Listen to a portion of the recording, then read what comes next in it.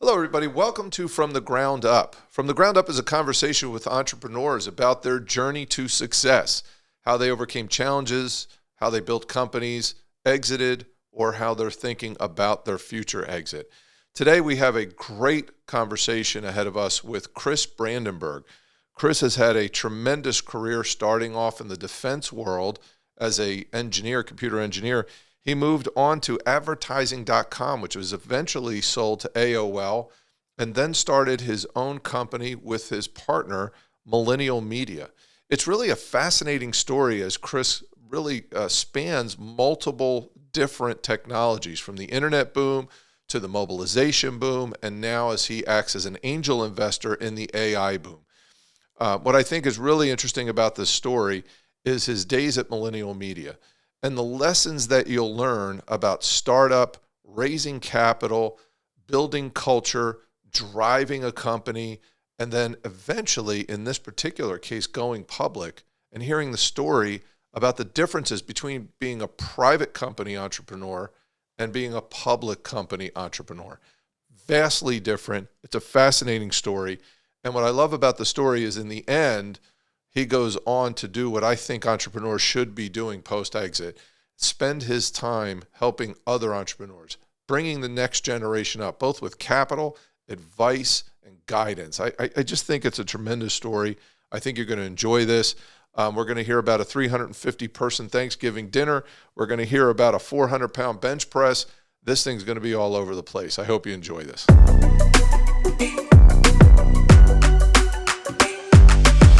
So, Chris, welcome to From the Ground Up. It's good to have you on the show. Yeah, thank you very much. Good. I mean, obviously going through your bio, you've had a hell of a career, and you've really seen the tech industry grow up. I mean, literally from pre-internet, when email, everybody was just fascinated to watch it go whoosh, right, all the way to now where we are today. I mean, that's fascinating. I mean, what's up? Do you feel like the wise old sage on the hill now? Well, I definitely feel old. I don't know about wise, but yeah, it's interesting. You do get a different, a bit of a perspective from kind of going through these different histories. And if I look at some of these early startups that I talk to today, they may not know what AOL was, when right. AOL bought AdCom, and so it's definitely interesting. And you see the landscape changing so much. Like they don't necessarily get what it was like back then. I mean, the cloud storage and all those things were free and easy. We used to pay $1,000 a megabit at AdCom when we first started. Like unbelievably, it's just a totally different environment. Right. Yeah. Right. Wow. Well, we're gonna dig into what you're seeing in terms of industry and technology, but also generationally, right? What it's Sure. the folks in the industry and perspectives around that. But let's walk through a little bit of your background just to bring people up to speed. I mean, Sure. You've had a fascinating background. You started you started in a company that eventually got bought out by Raytheon. So more on that side of the world of technology, which is big here in Baltimore. We'll talk about Baltimore, the Baltimore technology world, but the Baltimore DC corridor, it just has a huge presence in cyber and defense, and that's the obvious place to get started coming out of UMBC, which is a great tech school. So as you're getting going, you take the route that kids that do tech in Baltimore take. Yeah, I mean that's kind of what UMBC was sort of built to do, is to feed people to Aerotech and feed people to the NSA and Fort Meade and all of those sorts of places, because it's such a big it's a big industry here. And I think and a great school. I mean, they're doing great stuff getting these kids ready for this. Grew up very similarly to you. I went to community college to start, and right. I was sort of used to that being the the college experience. And when I got to UMBC, it was so much. It was just vast, and there were so many different options, and the amount of different paths that you could go down from a engineering perspective, were just unbelievable. So you go into that world, right? You start on the defense world like everybody else does, but then you make this flip, right? Yeah. They're bought out by Raytheon company, and you go to the other side of the world, to advertising, and building out these infrastructures that are would become not the internet itself, but the application of the internet. Maybe you talk about that a little bit. Yeah. Well, so at UMBC, my focus was on networking and distributed systems. And when I went to work at Solipsys, that was kind of what we did. They built a bird's eye view of a battlefield and be able to keep track of absolutely everything that was on that. And so massive network requirements. You had to, we had to be really smart about kind of keeping things, small and tight and that sort of thing. And still to this day, that's the group of the most senior engineers that I've ever worked with. They were just amazing. Like Solipsys was a small company. I was the 27th employee there, and they had, they had ideas of different products, and they wanted to be a product company, not just selling hours to the government. And so I spent a lot of time helping with that, and we did some commercial things around automotive, dealerships, and making, taking some of the stuff that we did in the, that was applicable in the, in the military world into some more commercial applications. But we were a part of the team that won a contract for DD-21, which was the next generation destroyer, and I had to drive up to exit 4 on the turnpike there. Hear that? Yeah, there you go. Exit. Morristown? Is that right? Is that 4 or 3? Yeah. No, it's exit 7A, but it's a great It's not a 7A. No, it's definitely not 7A South. That's for sure. The day that we won that contract, it was like everybody was super excited. The project manager that was kind of working that project for Lockheed, they came over and they dropped one book that was, a 3.5-inch binder on there, and dropped it. And I'm like, what's this? And she goes, oh, well, that's the project plan. It's the first book of the project plan for, the next 15 years of developing this product. And I'm like, oh my, I cannot do this for 15 more years. And, and it's just, there's no chance that that's going to live that long. I think there's a couple pieces to that I think are interesting, right? The first is, by the way, what year is this? Oh, this was 98, I think. Yeah, I've always been fascinated by this. When you think about military technology, right? They are so far ahead of what we know all the time, right? So, I remember my uncle in the 60s talking about planes with stealth technology, right? And we didn't hear about that until the 80s, right? Sure. And here you are talking about this battlefield intelligence in the early 90s, right? And they're talking about that today with the drones and being able to track everything. I always find how fascinating that the technology is ahead of what we understand. Sure. I think that's amazing. But I think what it also speaks to, which is really interesting, you come out of school, you're an engineer, you have an engineer mindset. By the way, he's got an engineer personality and sense of humor. And sense of style too, right? And sense of style. So you come out, right, and that's the thing. You get in with a company like this, you last a long time. Maybe if you're an entrepreneur, you start a company that looks just like the one you're working for and then sell it. But your entrepreneurialism, that the day that book hit the table, right? It woke it up. You looked at it and said, am I the guy with 19 years that I love and respect? Right. And the answer at that moment was no. I'm an entrepreneur. I got to move on. I got to do something unique and different, right? Yeah. I don't know, so Solipsys was a startup. That was right during the .com, boom. Right. And, so I sort of only have worked in startups. That's just been my experience the entire time. And I don't know that necessarily sort of unlocked this entrepreneurial, I just knew that wasn't an environment that I was going to want to be in for that long. Right.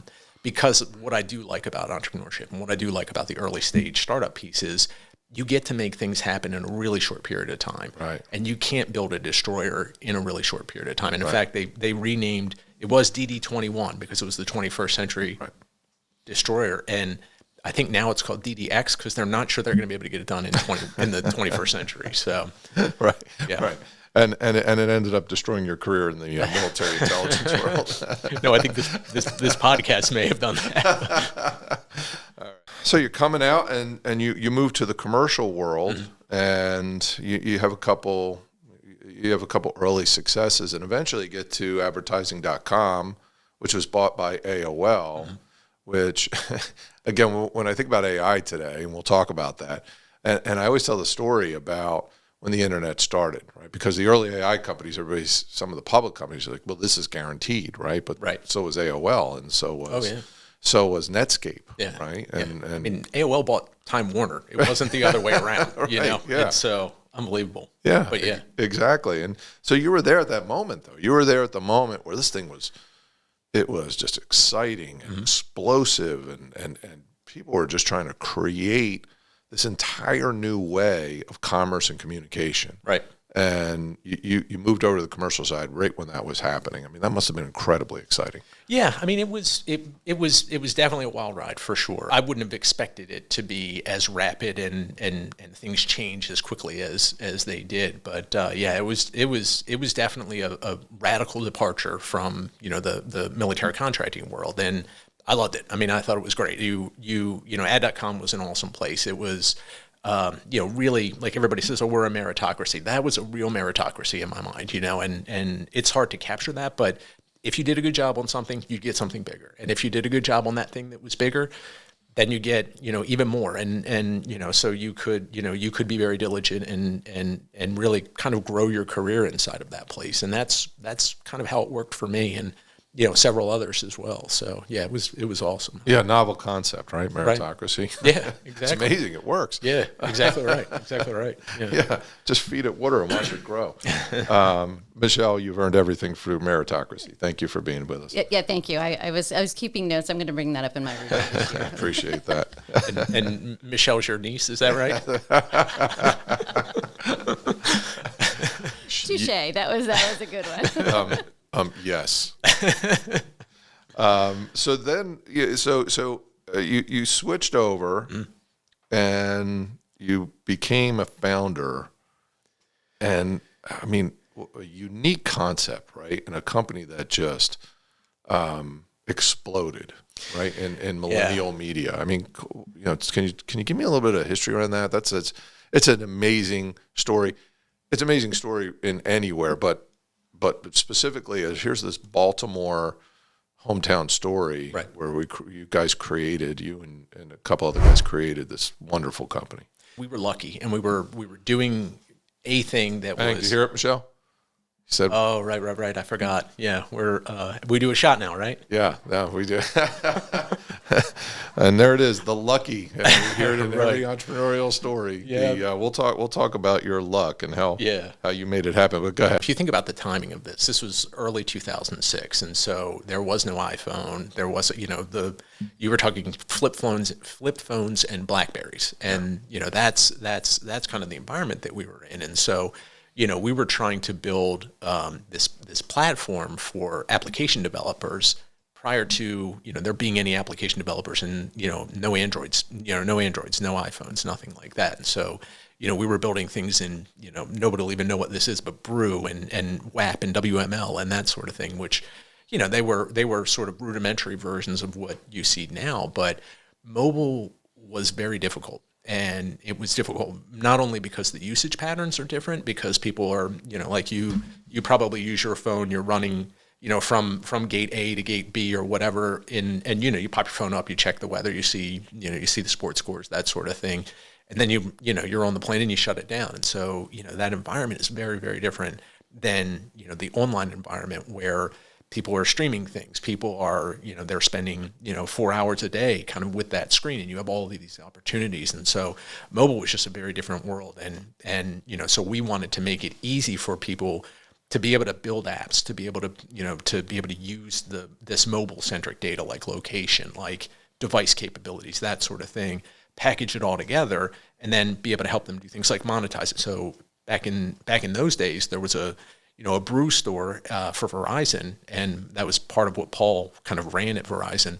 Paul being Paul Palmieri. Paul, right, yeah. Right, so Paul was a co-founder with me at Millennial, and you know, so he ran that, and everything was paid for. Wanted a ringtone, $1.99, you know, and you wanted an app that would, you know, keep track of, you know, your steps or something like that. I don't even know if that existed back then, but. You know, that was going to be $4 a month. Paul, I think, at Verizon was trying to figure out, okay, how do we do that differently? Because we need more adoption. Right. Where we launched Millennial and started to build some of those things out, build out those APIs, build out those platforms. and then work with other, work with advertisers, work with app developers, and try to marry those two up, so that they can go and make these great apps, but not necessarily have to rely on, a carrier being able to entice people to spend $4 a month on that sort of thing, right? So it's kind of like the TV model. TV was free because of advertisements. TV, if you obviously you still pay for cable these days, but that wasn't the starting model. That was kind of what we saw was missing. And so we started off to go and build something to do that. Now, there are a lot of corollaries between what we built at advertising.com and some of the pieces at Millennial, but I think Millennial was more of an ecosystem than we really had at ad.com, because you didn't need to build all that stuff. There were browsers that had plenty of capabilities. There were just standards that were more widely adopted than that existed in the mobile space. And so you were unique in this niche on mobile, doing this, this model, right? This advertising based app model. Yeah, I would say we were early. Early, but not necessarily unique. There was a competitor called Third Screen Media that they were really the only game in town. Like, there were no other established player at that time, and we sort of looked at them as our biggest competitor for the first 2 years, and they kind of I would say, I wouldn't say necessarily rested on that success, but they didn't innovate in the way that we innovated, and so we spent a lot of time being aware of what was going to come out of Cupertino, and understand what was going to be available to us from an application development standpoint, from Apple's frameworks, and getting really deeply embedded in that space. And so we had to, if we didn't innovate, I'm sure Third Screen would have been the one that went public. And so we kind of tried to hustle our way past them because we were so much smaller. Yeah. Yeah. It's age old story, right? So the hunter, the bigger hunter gets the easy stuff, right? The smaller guy learns a different way to hunt. Right. Yeah, right? Exactly. Because they're hungry. Yeah, exactly. Yeah, exactly. And you guys were hungry, and you were, that story just resonates, right? Time and time again. There's a famous video of Mark Zuckerberg talking about that, right? About how when they were growing so fast, how the big companies just kept ignoring their innovation and saying, that's just for colleges, right? And then he says, that's just some weird social thing, and that's a passing fad. And by the time they realized what he had tapped into, it was too late. Oh, right. Microsoft wasn't going to have a Facebook. No. And it sounds, to a certain degree, what you guys were doing is the person who kept looking and saying, no, we've got this business locked down, and you guys were just coming in and innovating and surprising them in the end. Yeah. And there were really kind of two companies, I would say that we approached the market segments differently, but AdMob was a company out of off the West Coast that did something similar, but theirs was very self-serve. And so, you would log into their website, you create an account, you could make your own ads. They were not brand focused. Ours was much more brand focused. So we were in New York a lot more frequently than we were in Southern California or the Silicon Valley, because that's where our advertisers were. That's where the brands were. That sort of thing. So what was the moment? So Millennial Media is growing. You've innovated. The technology's taken off. You're getting acceptance with your technology. What was the moment where you and Paul, right, look at each other and say, "Oh Jesus, like this thing's for real. This is taking off and it's moving fast, and we better get a hold of these reins and steer it." Yeah, it's interesting. So Paul and I've had some of these kinds of conversations in the past, especially in the early days. Paul would be nervous about something where I'd be off building like a solution to it, and we would just sort of ebb and flow like that. And I'd be like, "Oh God, I built this thing, but I don't know if anybody's going to use it." And Paul would go out and try to find somebody to use it. And eventually we brought in Steve Root, who was our COO, and he helped to sort of operationalize a lot of what we were doing and building out a sales team and all of those sorts of things that, similar questions where it's like, well, when did you know that this was going to work? When did you know that this was going to be big?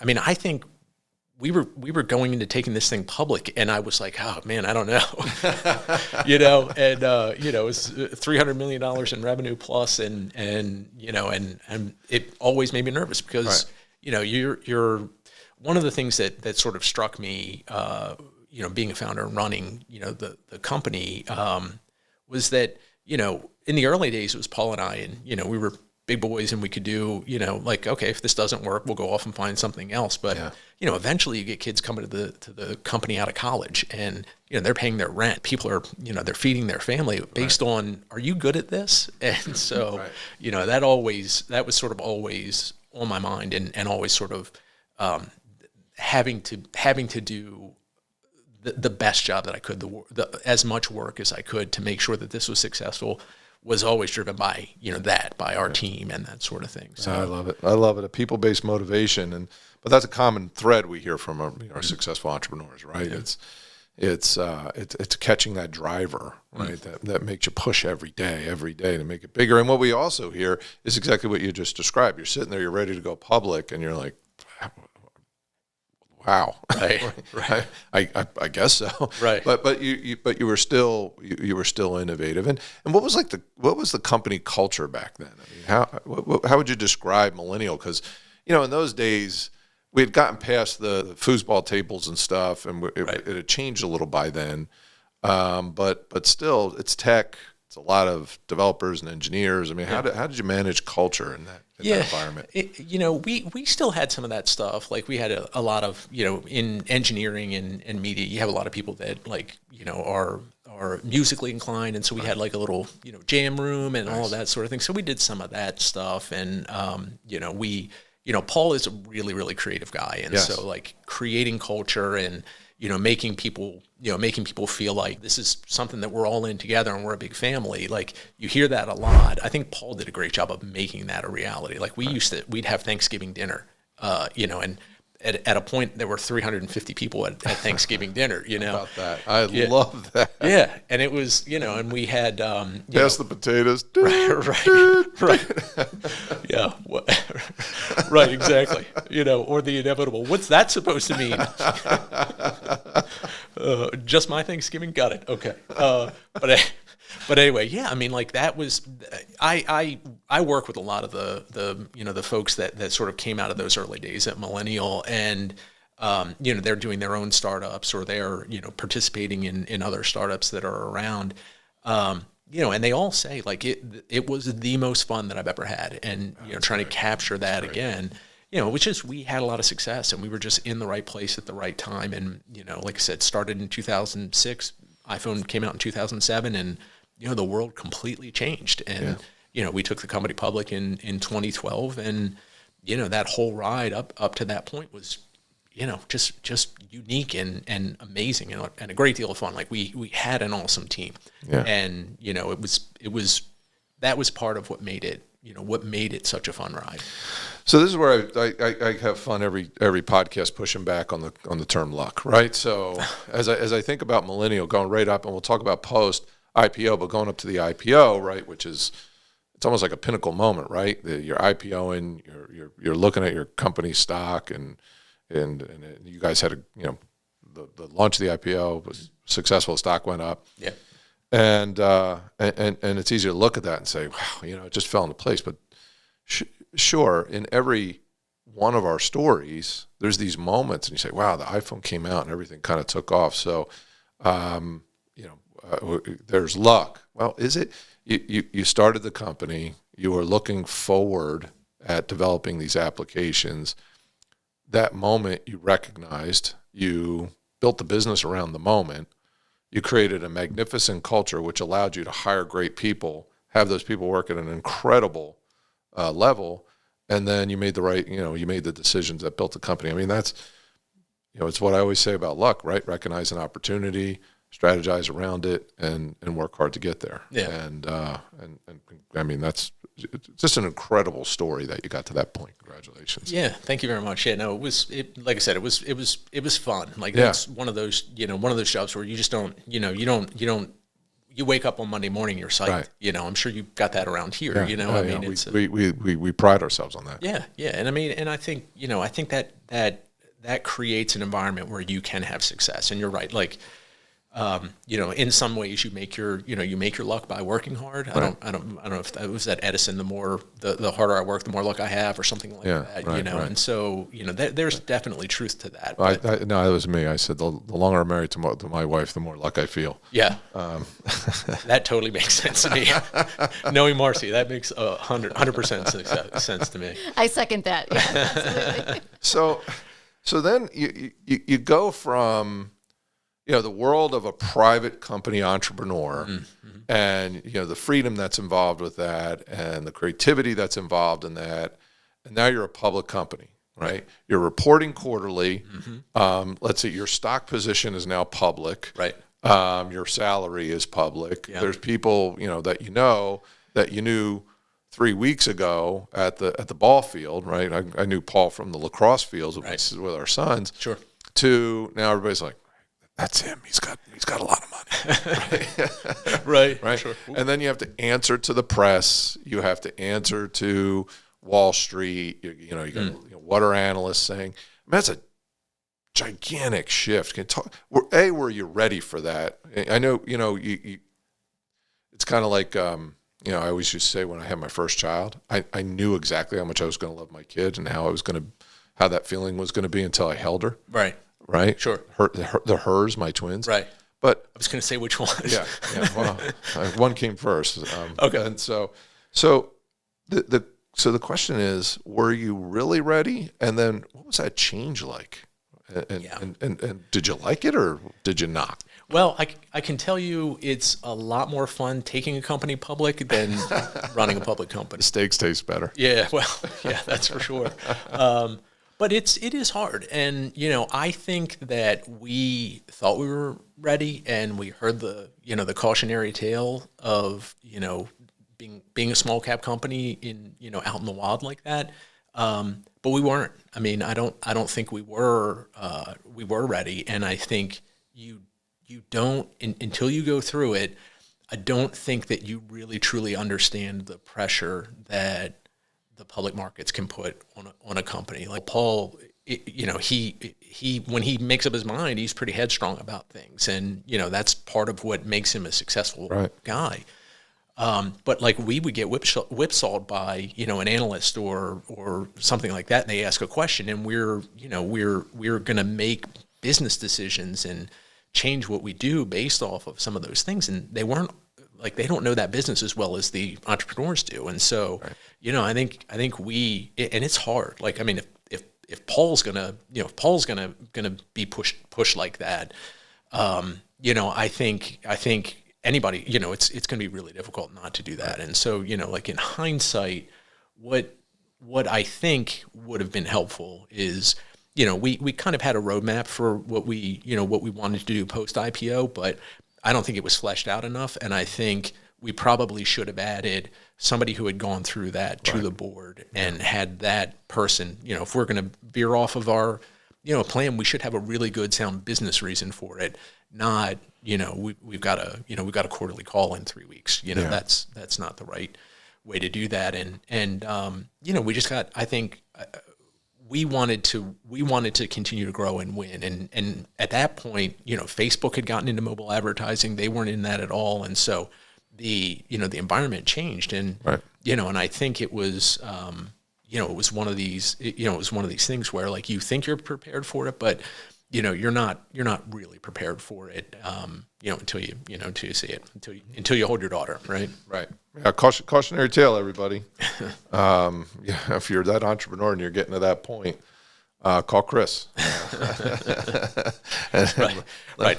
Put him at the bottom of your list. I'm sure you can do better than that. But yeah, I mean, it's tough. It's tough. I mean, a small cap company, a big fund can swing your stock price massively based on their selling patterns, and it was it was definitely a learning experience. That's for sure. Yeah, it's the challenge of modern day finance, right? If we think about the origin of the stock market, it's to provide capital to businesses so that they can grow the business. And these are companies who are supposed to be thinking long term strategically, and the system has created short term tactical moves become the priority over long term strategy, right? Because you got to live through the moment, right? And, exactly. Sometimes it's very counterproductive. Yeah. To what you're trying to accomplish. Yeah, and I see a lot less companies doing that these days, and that's the growth of like you see these massive PE funds, and that's where people are going now, and it's because of that. Yeah. And so yeah, it's definitely at times it definitely feels more like a casino than than a source of capital. Well, you just hit some data points dead on the nail, right? So there are a lot less publicly traded companies than there used to be. That the IPO sizes are massive coming out, right? Whereas it used to be what you were trying to do in the IPO market in 99 and 2000, and again in 6, 7, 8 through the early part of 2010s was catch that small company as they were coming public and then ride that stock wave. That's gone. Right.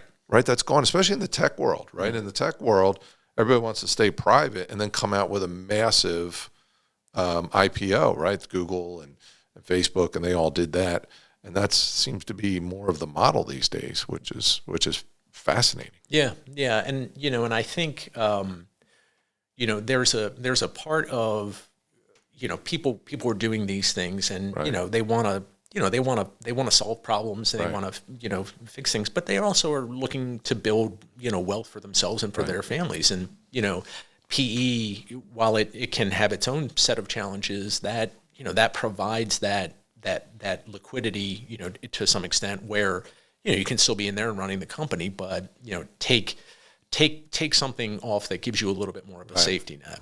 Right. Well, there's plenty of PE money out there. That's for sure. There's plenty of PE money. So then, so you've IPO'd. Yep. Pressure's on. Stocks takes off. Yep. Wealth builds. And you made that. You were faced with that big decision that everyone who IPOs, right, has to make, and that is, do I diversify? Right. I took it public because I think it's going to be worth 10 times what it is today. That's natural. Right, for every founder, and then you're looking at your partners and saying this is going to be 10x, and then you turn your head the other way and you see your family, and you see the wealth that you built, and so you have a decision: am I going to diversify? Am I going to roll the dice and play this thing all the way through? I mean, how'd you think about that? Yeah, I mean, I think I think that. We definitely had the established plans for selling, and everybody sort of in the senior leadership team had those plans. I think so we went public in 2012. I left in 2013. Because in part I was running that hard for such a long time that I was just exhausted. Right. And I didn't think that I was. I didn't think I was able to operate and work on the on the products at a level that the company needed and deserved, and so we started to make plans to bring in different people and bring in other talent, and we did a number of acquisitions to try and help bolster that sort of thing and bring in some different tech. That's an incredibly aware position to be in, right? Yeah, I mean, I kind of felt it, in my bones. And, and what I would do is I would meet with other, one of the things that was important to me was understanding, other people in our space and talking to our customers and just being out there instead of being, behind a keyboard and just coding all day. And, I did very little of that at the end. But, I'd meet with other CTOs who were in partner companies and they were energetic in a way that I wasn't able to be anymore. And I would say almost like inquisitive, and you have to have that. Like what I know made Millennial successful was our ability to innovate and drive forward. And, Right. We talked about it. You don't want to become the other guy. yeah, you don't want to be third screen. Right. And so if if I wasn't able to do that at a level that the company needed, Right. I wasn't the right guy. Right. And so, we Paul and I, kind of worked through some things, and I exited at that point. But then I didn't have any control over the company. Right. And so, at that point, sort of understanding, that I needed to diversify made more sense because I've given up control of this Right, thing. yeah, And absolutely. so, maybe it's going to 10X, but it's not going to be because of something I'm doing. And Right. so, it made sense to sort of diversify on that alone. And, I think in hindsight, being a small cap company, in a massive world of, investment, in the stock market, I think, it was the right choice. I think it was the right choice to diversify. By the way, Michelle, cancel the podcast with third screen. Those guys, No, they weren't innovators. I'm on it. No offense to you guys. yeah, I don't. Yeah, I mean, I'm sure that I don't even know what happened to that company. Right, right. They, I don't. They had a couple of big carrier Enough said. deals, but yeah, Enough said. I know what happened to them. Yeah, right? that's right. That's I don't right. know what happened to them. Yeah. Yeah, I mean that says it right there. So Millennial Media got a gut punch, right? And man, you built this magnificent company. It ends up selling to AOL. Yep. But in the meantime, Verizon. Yeah. Verizon. Yeah. Sorry. And I was thinking ad.com. So then, Well, actually, so Verizon bought AOL, Right. and then Verizon also bought Yahoo, and then and everybody else. right, and then all of those media companies became, Oath and what have you. Well, but did you that's the sell piece to AOL or was it already Verizon by then? I think it was AOL was owned by Verizon, but the By then, acquisition was probably under the AOL umbrella. And actually, I think when it was all said and done, it was Yahoo at that point. Yahoo was the Keeping track of this? yeah. All right, Exactly. this all right, everybody. This is where we're going to put up the Venn diagram. Right, exactly. Yeah, there's a flow chart somewhere. But Yahoo was the best. Was sort of the best commercial brand, and so that's what it all got rolled up. Yeah, and this is an interesting story in why you diversify or why you have to be pragmatic about your business and your business model because man, the entire landscape of your business changed rapidly. Yeah. Can you talk about that?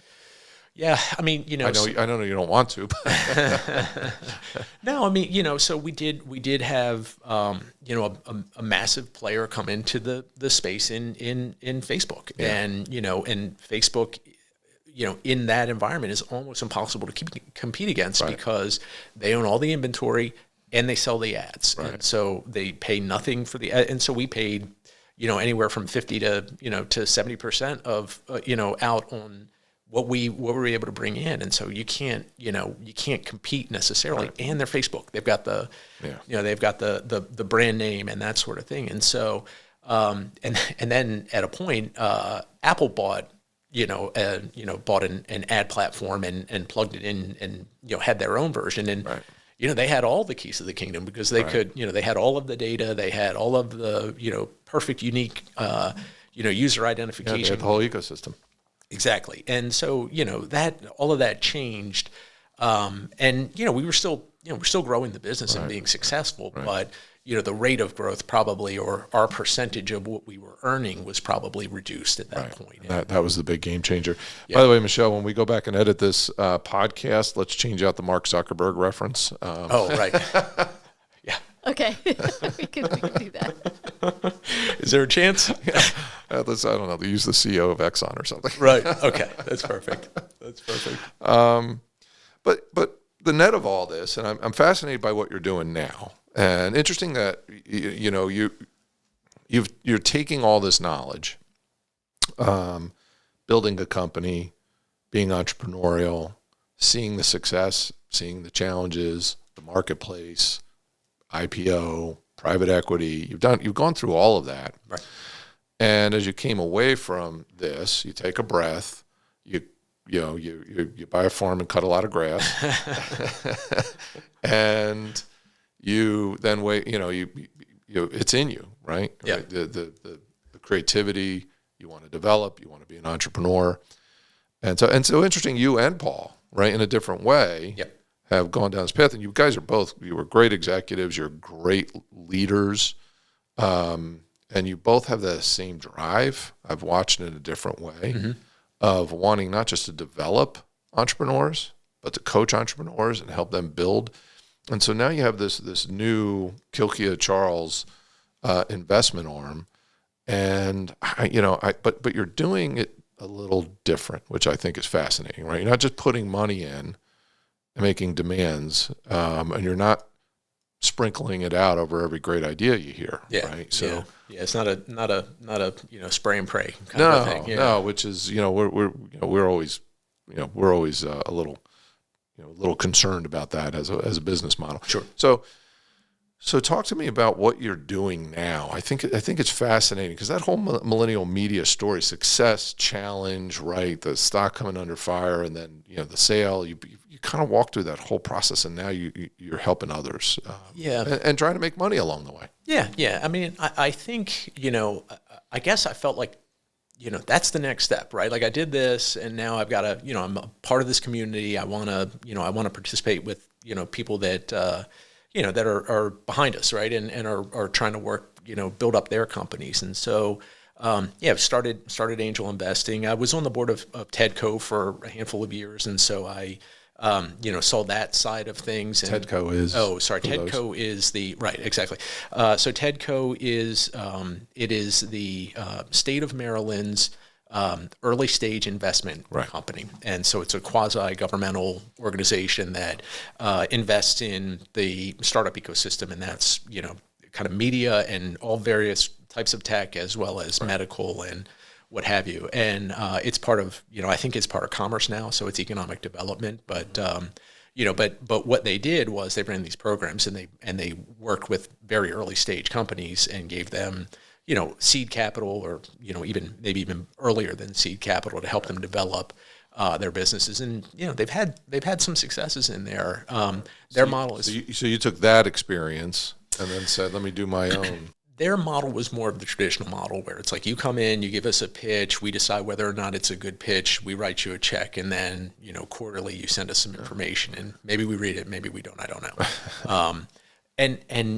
I really early on determined that, like, I am not a good, prognosticator of what's going to be successful or what's not. And so I wasn't going to be able to, do, $125,000 checks. I was going to, I wanted to have a bigger bet, but on a much smaller number of folks, and just be really, really diligent about like who I was investing in. And so bigger, sort of bigger dollar amounts, but but you have to drag me along with you, right? So that's the downside of it. And so I would work closely with the CEOs and the founders that I worked with. So,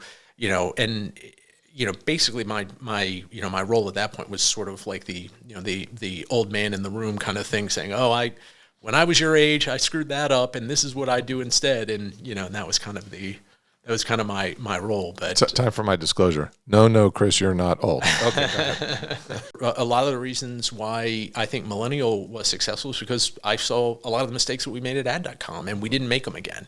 And I watched other competitors in our space making those changes, so we were able to sidestep some of those things. And that was kind of the goal with this investment vehicle, is to say, okay, let me help you, to sort of grow this business, focus on what's important. You have so many people that are like, we want to set everything up just right in QuickBooks to get this, so that when the money comes in, it'll all be, get the money in, that's the part to focus on. Right. And so, so it's just those kinds of things, or, how to, how to deal with equity at an early stage, how to talk to, the next round of funding and get there. Or, we've had a couple of companies where, they have grown and morphed and changed, and like the cap table is in disarray. And so helping people clean those up. So, a lot of those kinds of things. Yeah. I mean, I think it answers a few different things, right? It's part of the culture, right, that you developed at Millennial Media, being coaches, being family oriented, right? Yeah, absolutely. Your hands. You're not a particularly passive individual from a personality standpoint. What? And yes, you're, like me, you're a little older. Yeah. By the way, as witness, Chris told me the story as he walked in that he told his daughter, he was going to be on a podcast, and she was all excited. And then she saw like this old guy host, and then looks at Chris and says, "You're wearing a jacket? You're not wearing your Radiohead T-shirt? What are you doing?" Exactly. We're a hip podcast. Maybe after she listens, she'll be converted a little bit. I imagine you're going to have a big swing in the age going down with all of her friends, tuning in. Yeah, well, we're not relying on yours or mine. So what are the exciting investments that you've got going? You're just diving in deep on these investments. Yeah. 2 questions: are you having fun doing it? And what are your most exciting investments right now? Yeah, so it's definitely still fun. What has kind of happened of late is a couple of these investments there've certainly been some that have fizzled out, and so those happen, and like startup. I said, it's a startup. But a couple have gone through acquisitions, and that's been a lot of fun and exciting. Nice. And so the portfolio has sort of dropped off a little bit as a result of that. But probably the one company that I spend the most time with is they're called WBX Commerce now, but they're focused on e-commerce growth, and so. I kind of go there 2 days a week, and get to meet with the team, help them, in terms of, just developing what their products need to look like and how to work with the different advertisers and what have you. And so I don't have something that's structured like that. It's normally a lot more like, oh, we've got this meeting with this person. Can we meet up beforehand and talk through strategy and that sort of thing? But I'm there, like I said, 2 days a week, and I'm trying to do my best to help them kind of move it along. And there, it's going well. We've changed from a fulfillment company where, we're packing boxes for you and we're, shipping your product, to really more focused on analyzing your data, analyzing, where growth is coming from, capitalizing on that, and, really making sure that your investment in either branding or advertising is being used to its maximum potential. And it's gone pretty well for them, especially this last 2 years or so. One of my final topics: the world today. Right? You just said it. Right? We went from shipping boxes, analyzing data and effectiveness. You're getting into AI, right? And AI is what everybody's talking about. It's the latest technology. You're going to be seeing a lot of it. Your old partner Paul started Grit Capital, which is a very interesting venture firm that's all around the application of AI, which I think is fascinating. Yeah. So what are you seeing? What do you see? What are the threats and the surprises that are coming, good and bad? And then part B of the question is the people that are leading that charge, because in technology the youth lead the charge, right? Yep. And I don't necessarily believe this, because I think every old generation says the young generation doesn't know what the hell they're doing. They don't work as hard as we did, which I think is nonsense, right? This generation has incredible qualities, but it's different. Yeah, the tech's different. The people are different. So what do you see in AI? Where are those pros and cons? Yeah, I think that AI. What I always worry about is it being more buzzwordy stuff, right? And which it is. It certainly is, but people are starting to be more aware of how to apply those things, and so we are so. At Millennial, we build an optimization engine, and that's like how do we make your inventory most valuable to an advertiser, and let the person who is most relevantly targeted that ad see it at the right time. And so when we built that, the traditional model is just sort of from operational research, operations research. But we didn't solve it that way. We solved it with a neural network, and we solved it, with what would be called AI today. And so finding the right applications for those things, I think that's really where the value is. I do think that there are going to be people who excel in that, and I don't, I think of OpenAI and some of those large language models. I look at them less from an application standpoint and almost, an infrastructure sort of proof of concept kind of a thing. Right. But I do think that there are opportunities to take broad AI and target it really specifically to solve specific business use cases. And that's happening all over the place. And that is what, I think Paul is trying to, go out and find and capture, companies that are doing that model, not the model of we now have the largest LLM, on the internet. That's not, that it's valuable for sure, but it's not the sort of focus that's going to help a business necessarily grow. So do you think something like that will be your next investment? Well, we do have some companies that are dabbling in that. The other issue is that the price tag needs to be right in order to make sense. Right. And so a lot of times, those things will be frothy, and there'll be a lot of people who want to dump a lot of money into it. It still has to make sense for me. But there's not a company that I'm working with now that isn't at least thinking about, if not implementing, some AI tools. And if they're not, then they're going to be falling behind and maybe irrelevant in 3 years. Right. Well, I mean, the whole thing is a fascinating story, right? Yeah. And it whether it's the story or the stock prices, the public versus private, right? It very much reminds me of 99 and 2000. Yeah. Right. Very much. Right. So the infrastructure bill comes first. Mm-hmm. So you think about WorldCom, and you think about Lucent, and you think about Cisco, sure, right? JDS Uniphase, Dell, right? And they were the infrastructure. Yep. But the power of the internet came later with application. Yeah, I think that's and right. Here we are. We're NVIDIA, right? And ChatGPT, and you look at some of the models that Microsoft's building out, and that's infrastructure, right? And what's next is application. Yeah, I think that's right, and I think that's really where where the value lies. Being able to find ways to implement things that can react rapidly to all of these changing environments. Those are going to be really powerful solutions for sure. That's amazing. I've got one last question, and for those who don't know this, when Chris wraps his head around something, he tends to get extraordinary, let's call it focused. Some would say fanatic. Okay. Others say focused. I've heard both. Yeah. Yeah. And I remember there was a time where you were 100% focused on how much you could bench press. Oh goodness, yeah. And what was the final number? My 1 rep max was 405. Wow. And so, but those days are long gone. That was my version of a midlife crisis. And so yeah, those days are unfortunately long gone. I should get that. I should get something back. It's embarrassing now, but yeah, it's. Yeah, it was fun though. I sort of liked being able to see the incremental approach. It's funny. There's a lot of correlation here. Yeah, I think it is my MO, right? If I start something, I kind of want to keep going and just keep figuring out how far I can push things. Right.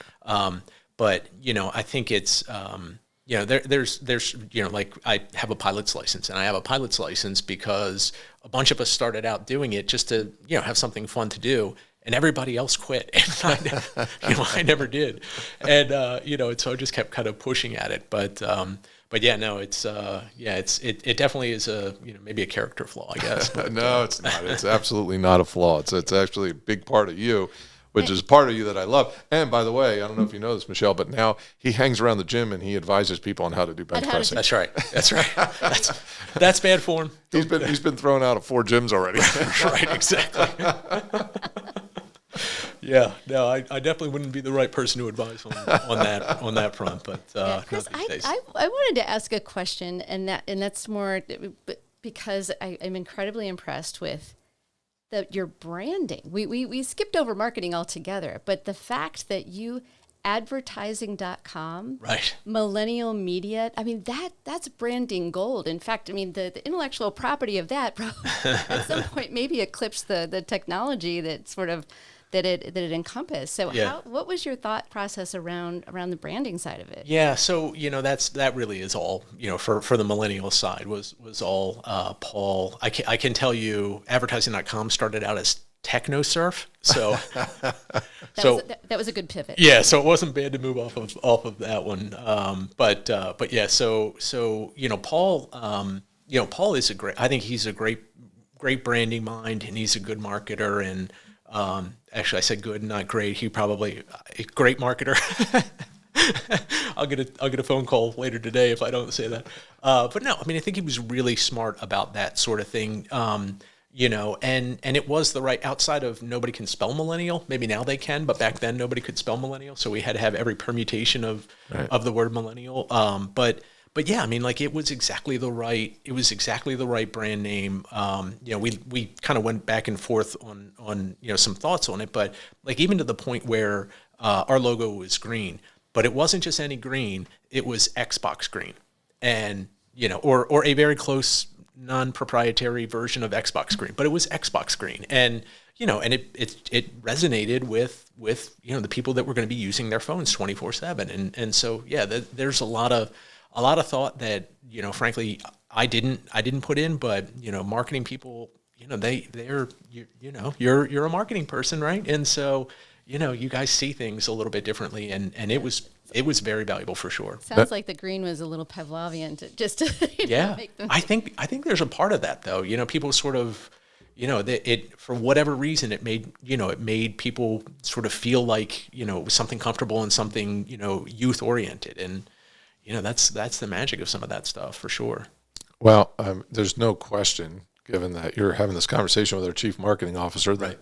And no offense to my prior guests, I think you've just catapulted to number one on our list. My all-time favorite. All right. Yeah. But also another thing, especially for younger entrepreneurs who maybe don't have the budget to hire an executive.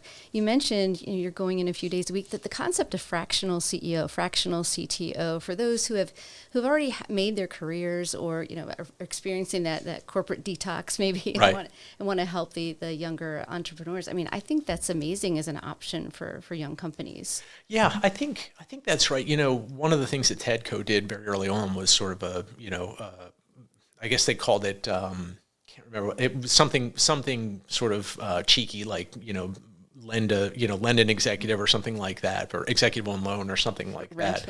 Yeah, but they had that model where somebody would come in and help work with these really early stage companies, and that kind of went by the wayside. But the concept is valid, and there are some where they sort of draw a salary. Generally speaking, if I'm going to be working with a company, I've already probably invested in them, and so I really don't take money out. Sometimes there'll be an equity component or something like that like a stock grant or something like that I'll do. But yeah, I mean, I hope I'm valuable to some of them, and and I think for the couple that we've had that have had good exits, and some of those guys are doing that same thing. They're investing in early stage companies. They are, some of them are off building their own next thing. And I think it's part of what makes,